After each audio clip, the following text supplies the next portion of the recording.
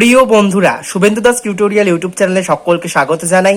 আজকের ভিডিওতে ভূগোলের শেষ মুহূর্তে যে প্রশ্নগুলো তোমাদেরকে অবশ্যই প্র্যাকটিস করতে হবে সেইগুলি হলো, তোমরা অলরেডি কোয়েশ্চেন প্যাটার্ন জানো। তো 1 নাম্বার দাগ থেকে যে প্রশ্নটা আসবে বড় প্রশ্ন হিসাবে সেইগুলি হচ্ছে কার্স্ট অঞ্চলে ভৌমজলের ক্ষয়কার্য ও সঞ্চয় কার্যের ফলে ভূমিরূপ। এক্ষেত্রে এখানে আসতে পারে শুধুমাত্র ক্ষয়কার্য অথবা শুধুমাত্র সঞ্চয় কার্য, অথবা দিতে পারে দুটো ভূমিরূপ দিয়ে 2.5 + 2.5 5, এইরকম ভাবে কোয়েশ্চেনটা আসতে পারে। 2 নম্বর দাগ, ভৌমজলের নিয়ন্ত্রকগুলি কি কি? খুব গুরুত্বপূর্ণ প্রশ্ন 2021-এর জন্য। 3 নম্বর দাগ, কার্স্ট ভূমিরূপ গঠনের শর্তগুলি কি? পর্যায়ন কাকে বলে? অবরোহণ ও আরোহণের পার্থক্য লেখো। চিত্র সহ আর্টিজিও কূপ ব্যাখ্যা করো। মুক্ত অ্যাকুইফার ও আবদ্ধ অ্যাকুইফারের পার্থক্য লেখো।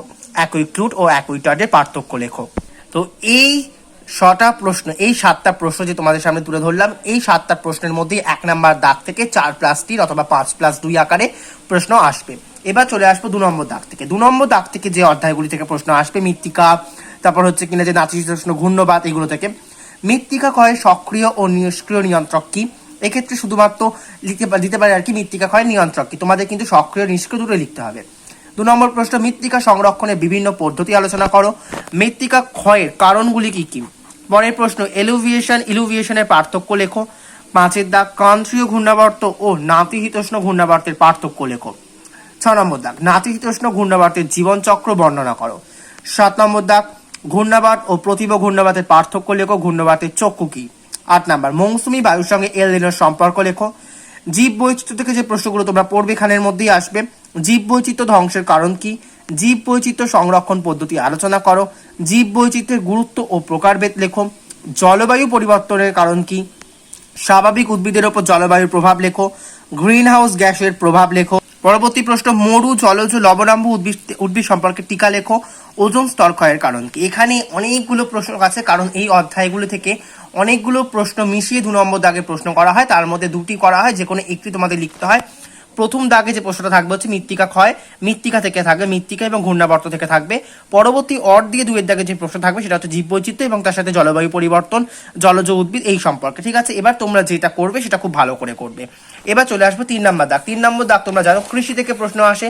কৃষি থেকে যে প্রশ্নগুলো চূড়ান্ত, আর্দ্র কৃষি শুষ্ক কৃষির পার্থক্য, জীবিকা সত্তাভিত্তিক কৃষি বাণিজ্যিক কৃষির পার্থক্য, ভারতের ধান চাষের অনুকূল ভৌগোলিক পরিবেশ, বাংলাদেশে পাট চাষে উন্নত কেন, দক্ষিণ ভারতে কফি চাষের উন্নতির কারণ, শ্রীলঙ্কায় চা চাষের উন্নতির কারণ, ভারতের শ্বেত বিপ্লবের সাফল্যের প্রধান অন্তরায়গুলি কি, শস্যাবর্তন, শস্য প্রগরতা, নিবিড় কৃষি, ব্যাপক কৃষি। এগুলো 2 নম্বরে টিকা হিসাবে লেজযুক্ত প্রশ্ন হিসাবে আসতে পারে।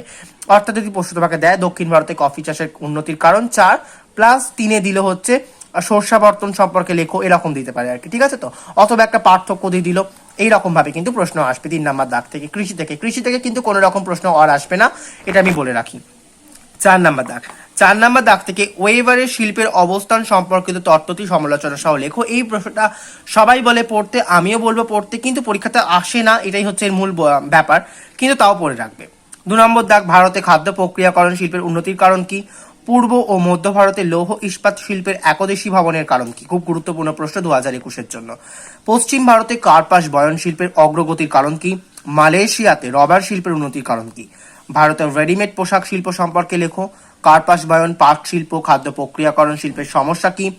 আইসোটোপেন উদীয়মান শিল্প, ভারতের রোড, দ্রব্য সূচক, সমগুণক, অস্থান শিল্প, এগুলো 2 নম্বর হিসেবে পড়ে রাখবে। এর মধ্যে চূড়ান্ত গুরুত্বপূর্ণ হচ্ছে পূর্ব মধ্য ভারতে লৌহ ইস্পাত, পশ্চিম ভারতে কার্পাস বয়ন, মালয়েশিয়াতে রবার, রেডিমেড পোশাক শিল্পটা সম্পর্কে পড়বে, আর খাদ্য প্রক্রিয়াকরণ শিল্প, এগুলো হচ্ছে খুব গুরুত্বপূর্ণ। তার সাথে একটা লেজযুক্ত প্রশ্ন অথবা দিতে পারে সমস্যা কি, পাট শিল্পের সমস্যা কি, অথবা দিল খাদ্য প্রক্রিয়াকরণ শিল্পের সমস্যা কি, এরকম প্রশ্ন একটা আসবে। চলে আসবো 5 নম্বর দাগ থেকে। এখান থেকে যে প্রশ্ন, শেষ দাগ আমাদের 5 × 7 = 35, পৃথিবীতে বা ভারতে অসম জনমন্থনের কারণ। এটা ভারতের সাপেক্ষে আসার সম্ভাবনা রয়েছে প্রবল, তাও তোমরা পৃথিবীর সাপেক্ষে একটু পড়ে রাখবে। 2 নম্বর দাগ, জনসংখ্যা বিবর্তন তত্ত্বটি আলোচনা করো।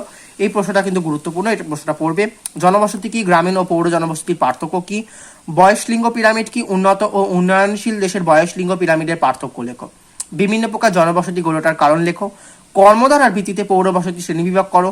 জনঘনত্ব মানুষ জমি অনুপাতের পার্থক্য কি? কাম্য জনসংখ্যা, জনসংখ্যা বিস্ফোরণ ও জনস্বল্পতা কি? এক্ষেত্রে জনসংখ্যাতে আর জনবসতির মধ্যে অর্থ থাকে। জনসংখ্যা থেকে একটি প্রশ্ন আসবে এবং জনবসতি থেকে একটি প্রশ্ন আসবে। তার মধ্যে কর্মধারার ভিত্তিতে পৌরবসতি শ্রেণীবিভাগ জনবসতি থেকে আসবে, এটা বলা যায়। আর জনসংখ্যা থেকে এই অসম জনবন্টন অথবা জনসংখ্যা বিবর্তন, এই দুটো প্রশ্নের মধ্যে একটি আসবে। আর গোষ্ঠীবদ্ধ জনবসতি এগুলো তোমরা একটু পড়ে রাখবে 2 নম্বর হিসাবে বা 3 নম্বর হিসাবে। কাম্য জনসংখ্যা, জনসংখ্যা বিস্ফোরণ, এইগুলো তোমরা টিকা হিসাবে পড়ে রাখবে। তো টোটাল সাজেশন ভূগোলের আমি তোমাদের সামনে তুলে ধরলাম। এই প্রশ্নগুলো তোমরা যদি প্র্যাকটিস করে যাও, সাফল্য তোমরা নিশ্চয়ই পাবে পরীক্ষার সময়। ধন্যবাদ।